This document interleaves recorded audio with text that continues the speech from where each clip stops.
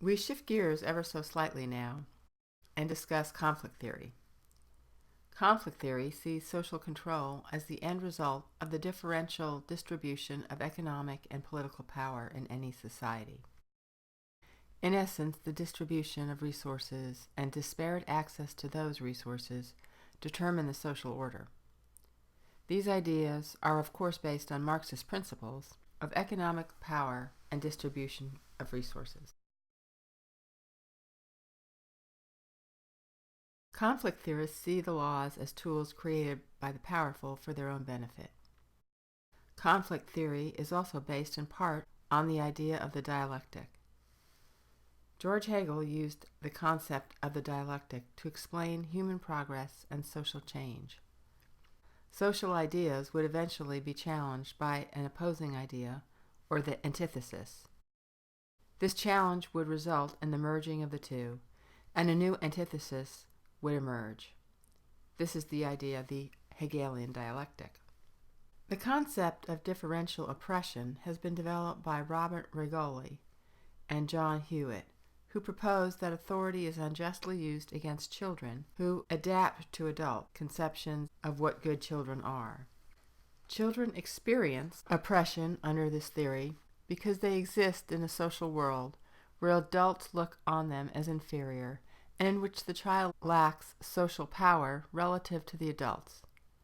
Oppression occurs when adults use their power to prevent children from attaining access to valued resources or prevent them from developing their own sense of self as a subject rather than as an object. Accordingly, children must submit themselves to the power and the authority of the adults. And when the children react negatively or fail to conform to these pressures, a process begins that ends in delinquent acts.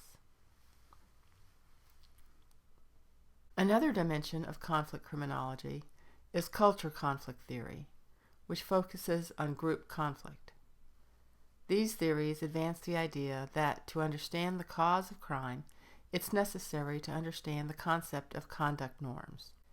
The concept of conduct norms refers to the rules of a group concerning the way its members should act under particular conditions.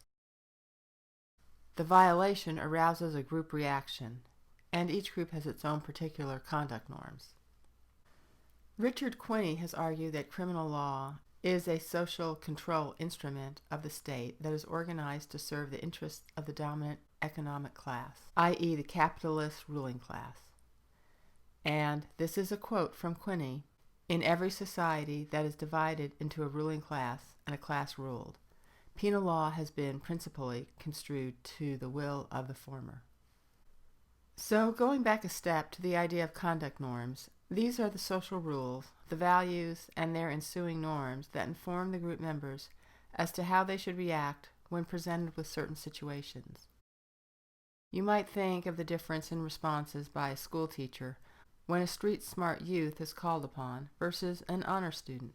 Conduct norms inform the street-smart youth how they should react to the teacher, and the honor student might react entirely differently.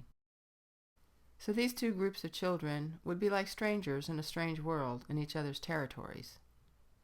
The same principle can be applied to youth that are in the world of the juvenile justice system, the courts, the treatment centers, or even meeting with the probation officers. The basic idea is that the norms and the values of each group inform the different group members to act differently. And culture conflict emerges when an individual is in another group's territory and cultural norms are different.